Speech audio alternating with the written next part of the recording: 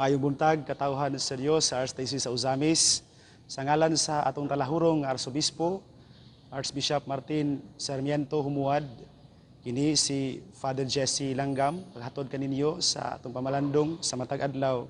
Karong adlaw, Martes karon sa ika-28 nga simana sa ordinaryong panahon sa kalendaryo sa atong simbahan, Oktubre 13, 2020. Ang ebanghelyo nga atong pamalandungan inutlo gikan sa ebanghelyo ni San Lucas kapitulo 11 bersikulo 37 ngadto sa 41. Niadtong panahona sa manahuman na si Jesus ug sulti, may usa ka Pariseyo nga midapit kaniya sa pagpangaon. Usa miadto siya og nakigsalo kaniya. Natingala ang mga Pariseyo sa pagkamatikod niya nga wala manghunaw si Jesus sa wala pamukaon.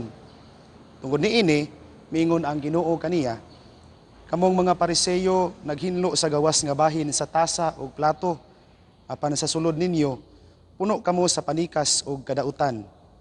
Mga buang, dili ba ang Dios nga mao'y nagbuhat sa gawas nga bahin, mauusab ang nagbuhat sa sulod? Apan ihatag ang anaa sa inyong mga tasa o plato ngadto sa mga kabos, o mahinlo ang tanan alang kaninyo. Unsa bay mas importante, hinlo nga mga kamot o hinlo nga mga hunahuna o kasing-kasing? Kini ang pangutana nga angay natong pamalandungan karong adlaw mga igsuon. Kasagaran, ug dili tanan nato, health conscious gyud. Doon na gyud tayo mga lifestyle choices o mga pamaagi unsaon nga mamintinar nato ang atong lawas diha sa iyahang nindot nga porma o hapsay nga talan-awon. Uban dili mag-smoke, ang uban dili gyud mag-inom og palabi sa ilimnon nga makahubog. Ang uban pod dili gyud magbilar or mag-stress aron lang gyud ma-keep ang ilahang postura og nindot nga pamayhon. Ang mga Pariseyo pod sama nato usahay nga dunay mga regulations, sila pod dunay regulations on cleanliness, labi na sa pagpanghugas, apil na diha ang pagpanghugas sa kamot, pagpanghugas sa ilahang mga gamit sa kusina, tasa, plato, kutsara ug uban pa. Mauni nga hinungdan nganong ang Pariseyo sa ebanghelyo, makita nato nga isaway niya si Jesus tungod kay si Jesus mikaon man nga wala manghugas sa kamot. Og naangkla kay siya sa iyahang tradisyon o sa iyahang naandan nga regulations. Mauni nga deep inside him gusto niyang baon pagsaway si Jesus. Apan gisumbalik siya ni Jesus karon sa iyahang concern, no? May tungod sa pagpanghinlo, pagpanghugas sa kamot. Tungod kay mas naklaro man ni Jesus karon ang kahiladman sa Pariseyo. Gikan sa merely nga lawasnon nga pagpanghinlo sa mga Pariseyo, gitumong o gipunting karon ni Jesus ang kinahiladman o espirituhanon nga kahinlo sa matag usa, labi na ning Pariseyo nga iyang gikaistorya. Usa pa gyud ang importante, clean hands or pure minds and hearts. Basin bag mahiktan ra kaayo ta sa pinaka importante para nato nga mga tao ang pagpanindot sa lawas, sa gawas nga bahin sa atong pagkatawo.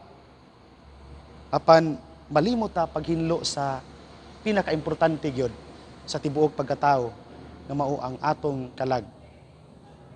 Kung unsa kaambungan unta mga igsuon ang atong lawas, mauusab unta pod kaputli ang atong mga hunahuna o kasing-kasing ingon man ang atong kalag.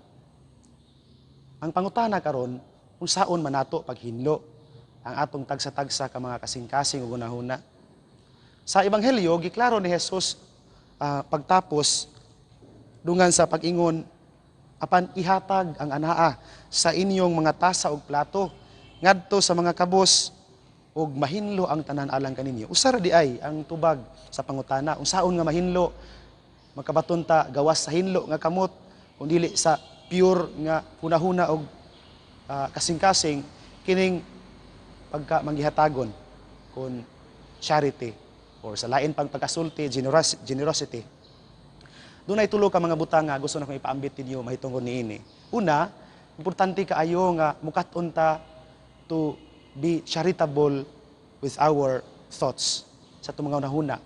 Di pa lang sa hunahuna, ang atong mga gihuna-huna, makapunting unta sa mga maayong butang. Dili sa daghan nga mga hugaw o laway nga mga hunahuna, kundili sa mga butang nga maayo, alang sa atong isig katao, dili lang sa uban, alang sa atong isig katao, ug alang sa Dios. Ikaduha, kanang atong gihunahuna nga maayo, makita unta og mugawas pinaagi sa mga mahigugmaon charitable nato nga mga pulong. O pasabot ikan sa atong hunahuna, mugawas sa atong mga baba ang mga nindot nga mga pulong. Nindot kaayo kon paminawon sa tagsa-tagsa nato ang mga pulong nga makadasig, makapalipay, makasadya sa daghan nga atong mahimamat. Karon sa kalibutan daw gidatulan ta sa dako kayo nga problema tungod sa pandemic, daw nabugatan ta tungod sa daghan kayong suliran sa kinabuhi. Mao nga importante kaayo bisan kinsa nga atong mahimamat makita unta diha sa atong pagkatawo pinaagi sa mga pulong nga manggawas sa atong mga baba ang pagka-charitable nato diha sa atong mga words. Ikatulo og katapusan, dili lang kay charitable ta sa atong hunahuna, doon na tayo charity sa atong baba, kundi doon na po tayo charity ang atong mga buhat. Kanang buhat lang, okay ra pod, no? Pero usahay ang atong mga buhat, murag pasagad lang. Pero kung ang atong mga buhat, atong pabawnan o palamanan o charity, kung paghigugma, nindot, o mas mabulahan ang tao nga atong mahimamat.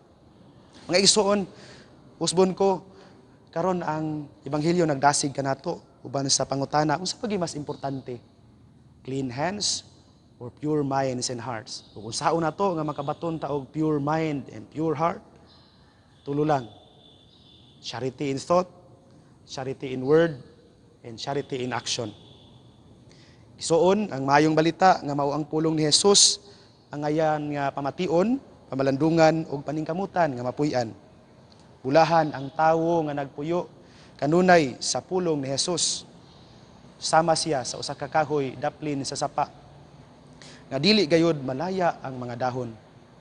Tiempo sa ating bunga, siya mamunga usab sa maayong mga bunga. Igsuon, ugma na usab uban sa panabang sa atong mahal nga Birhen Maria nga gitawag sa mga misamisnon o ang Birhen sa kuta. Ang Ginoo magapanalangin kaninyo kanunay sa ngalan sa Amahan, sa Anak ug sa Espiritu Santo. Amen.